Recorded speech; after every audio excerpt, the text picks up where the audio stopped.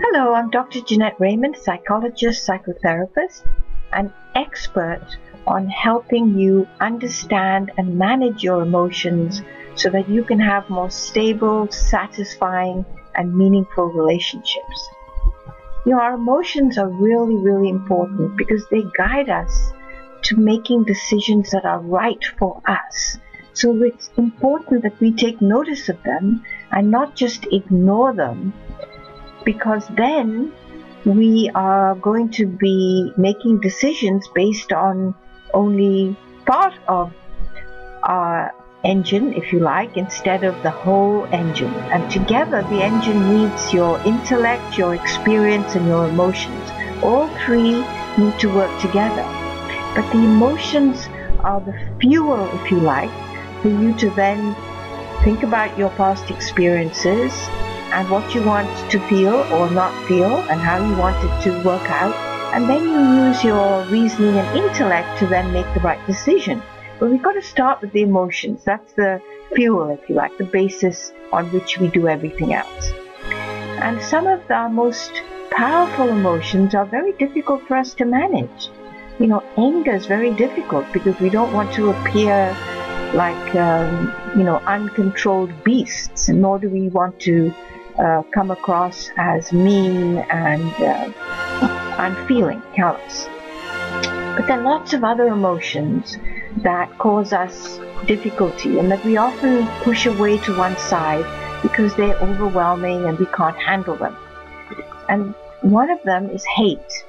Now, sometimes we feel very hateful towards our loved ones because they disappoint us, they betray us, they make us feel small and unsafe, they break promises. So we can often feel strong hate towards those people we love. And I'm sure you've heard of the expression that anger and hate are very closely related. They're kind of two sides of the same coin, and that's very true, because when we're young, we don't see all the shades of gray. It's something we learn with experience. So in the beginning we have love or we have hate, and we move back from one to the other. And sometimes we forget that we hate someone, and sometimes when we're feeling hate, we forget that we love. So we need to manage that transition between love and hate, and not just pretend that we don't love someone, or when we feel hate, and that we don't also love someone when we feel hate. Then we have fear. Fear is an intense emotion that can protect you from threats against your psychological being, your sense of self, your right to take care of yourself and not feel abused or taken advantage of or betrayed or trampled all over. So fear is important. But when it reaches panic proportions, then it becomes very, very difficult to manage. And when you're that afraid, you might try to cope with it in ways that are not healthy. You might eat to numb those feelings of panic and fear and hate.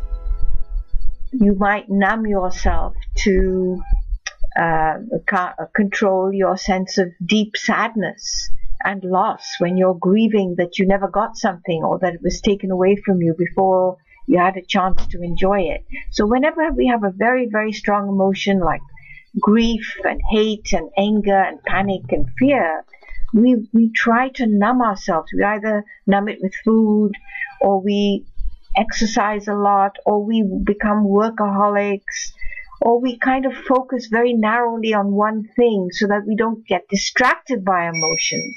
And that can lead you to unhealthy options like drinking, taking drugs, using other substances, harming yourself, or becoming some kind of slave and martyr to someone else, so your focus is on them and their feelings and not on yours.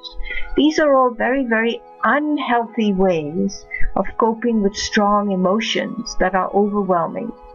And what I can do to help you is to understand where they're coming from, to kind of set the bar in a normal level, because everybody's tolerance level is different depending on how you were brought up, and if you were given a chance to express those emotions, understand them, know that they were normal, and learn how to deal with them. And so many of the clients I see never got that chance. their parents and caregivers dismissed their emotions, didn't take care of them, didn't help them understand them, just made them feel bad. So whenever they had a need to be taken care of, it didn't happen. They felt bad for being needy. So any emotions that evoked a sense of need for care would then be sequestered away in a safety box where it couldn't be held. And then you're just left with anger and panic and fear because you don't know what to do. You don't know how to understand. You don't know how to be. You don't know how to let it transition through you. And that's where I can come in and help you. Let's work together on the emotions that are making your life difficult, with your relationships, making you feel insecure, making you want to run away, making you want to escape, making you want to take revenge on someone, making you want to have nothing to do with anyone and live just by yourself, that you can take care of yourself. And if you do that, you will definitely begin to see the effects of that in your stress level increase, and then your performance is going to be affected. Your relationships will be very unsatisfying and not make you feel fulfilled, and you will have enormous health problems, not just because you're using substances or alcohol, or you're over-exercising, or you don't get enough sleep, or you're overeating, or whatever, but also because the stress in the body compromises your immune system, and you'll get so many illnesses from that. So please, think about how you cope with your emotions. Are they healthy? Are you expressing them? Are you aware of them? Are you taking care of them? Are you letting them build up? Are you avoiding them? Are you numbing them? Because those are all unhealthy ways of coping. Are you distracting yourself with work and focusing on other people? Because that codependency is going to make it impossible for you to have satisfying, safe, meaningful relationships. So please, let me help you. And the first thing I can do to help you is to alert you to all the information I have on my pages of anger and fear and panic and loss and grief. Read them. Listen to what I'm saying and hear the stories I'm telling you, and the way in which your emotions can hamper you if you don't take notice of them. And, take a look at my blog. There's tons and tons of video logs and blogs and information. Read all my other pages on anger, stress, and performance, and relationships, and your health issues. And then, when you're ready, give me a call, and let's make an appointment to work together.